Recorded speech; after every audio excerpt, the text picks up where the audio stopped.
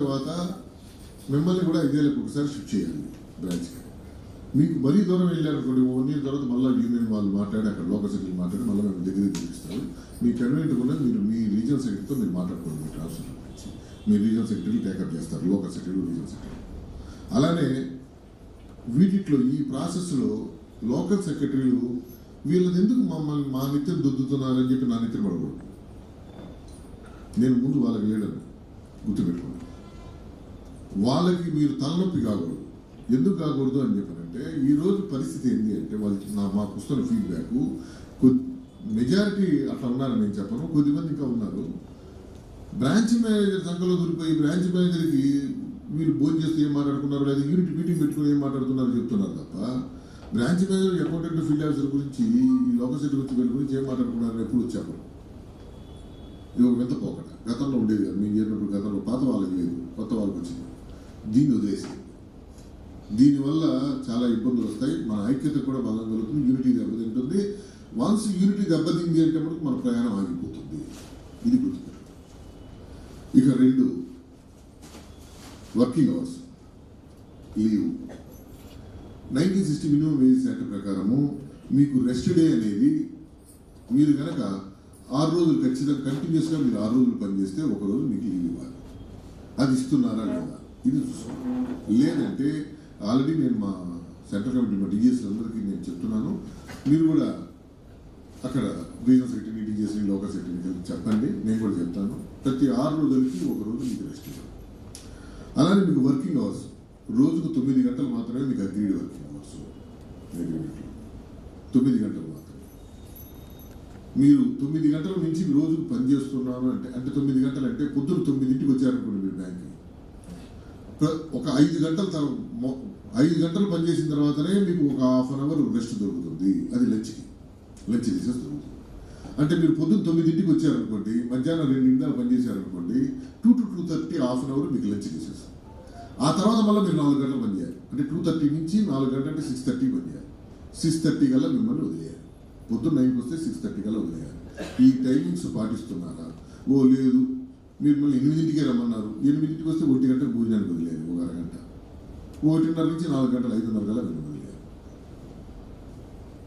ఇలా పని చేయకుండా 6:30 కాకుండా ప్రతిరోజు కనుక మీకు గనక గంట నుంచి లేట్ అవుతుంటే మీకు ఓవర్ టైం పే చేయాలి.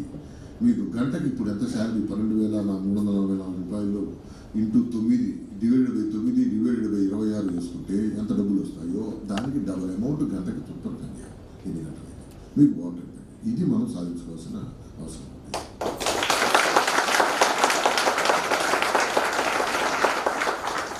ఆ ఓవర్ టైం కూడా చట్టంలో ఏముంది? 50 గంటలు మాత్రమే, 3 నెలలకి 50 గంటలే ఎక్కువ పని చేయించాలి. అంత మించి పని చేయించడానికి కూడా లేదు. అంటే మీరు రోజు పొద్దు 9ంటికి వచ్చి మీరు ఎన్నింటికి వెళ్తున్నారు లెక్కేసుకోండి. 6:30 తర్వాత ఇది మనం యూనియన్తో చెప్పిన తర్వాత మన రీజనల్ సెక్రటరీ చెప్పింది. ఆల్రెడీ నేను సర్కిల్ మేనేజ్మెంట్తో చెప్పాను. సర్కిల్ మేనేజ్మెంట్ దీనికంటే పర్మనెంట్ చేసేస్తే సరిపోలేదు అన్నాడు. బంగారం చేయండి.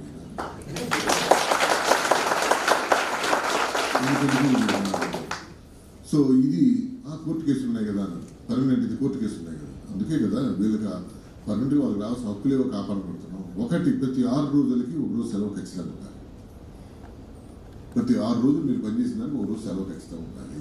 2, మీరు 9 గంటలే రోజు పనిచేయాలి. 9 గంటలు కనుక దాటితే రాజేంద్ర ఆయన ఢిల్లీ ఆయన వస్తానన్నాడు, ఇంకా మాట్లాడాలి సార్, మీరు ఇవన్నీ అనవసరమైన పెడుతున్నారు, నాకు ఆ మినిస్టర్ తెలుసు ఈ మినిస్టర్ తెలుసు, నేను వాళ్ళని లేపేయించాను వీళ్ళని లేపేయించాను. నమస్కారం, నువ్వు అక్కడే ఉండి లేపేయించుకోరు, ఆయన నా దగ్గర రావాల్సిన అవసరం లేదు.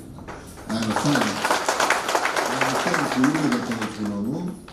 నువ్వు మేనేజ్మెంట్ దగ్గర క్లెయిమ్ చేసుకో, నీ జేబులో డబ్బులు మేము అడగట్లా.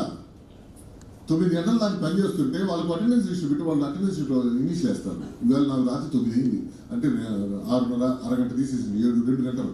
ఈ 2 గంటలు నాకు ఓవర్ టైం అయింది. ఎవరిని నేనేం పోయి అడుక్కోకలేదు. రోజుకి రోజు 200 రూపాయలు నాకు ఎక్స్ట్రా వస్తుంది, తీసుకొని వెళ్తాను నేను.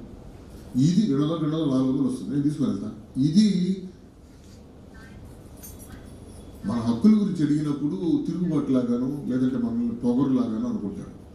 కాబట్టి మనం అరిటే అభిజీతాలు చదివితే ముందు బాబు చెప్తుండేవాడు, అరిటే అభిజీతం, మాది అరిటే అభిజీవితం సార్, కూర్చోమా, అది మనం అరిటే అభిజీవితాలు. కాబట్టి హక్కులు మాట్లాడవాలి. హక్కులు మాట్లాడడానికి లోకల్ సెక్రటరీ ఉన్నాడు, పాపాల వైరు ఉంటాడు మీ ప్రతి బ్రాంచ్లో. లోకల్ సెక్రటరీ చెప్పాడు, సార్ జనరల్ సెక్రటరీ చెప్పాడు, మీరు ఒకసారి కనుక్కోండి సార్ ఆర్ఎస్ సార్ అని చెప్పాను. మర్యాదగా చెప్పాడు, అర్థమైందా? నేను లోకల్ జనరల్ సెక్రటరీ మాట్లాడాము, విజయవాడ డీజేస్ కూడా చెప్పారు, అంతమంది చెప్పారు, ఫోటో ఇది ఎంతమంది రికార్డ్ చేస్తున్నారు తెలియదు, సాయంత్రం ట్రైన్ తిరుగుతుంది. అందరు చెప్పారు మాకు, ఇంకేంది రేపు పొద్దునే పోయి మాకు వాటర్ రావాలా బ్రాంచ్ పెట్టుకుంటే.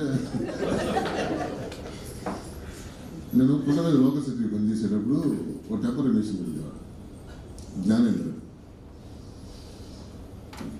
ఎలాంటి అంటే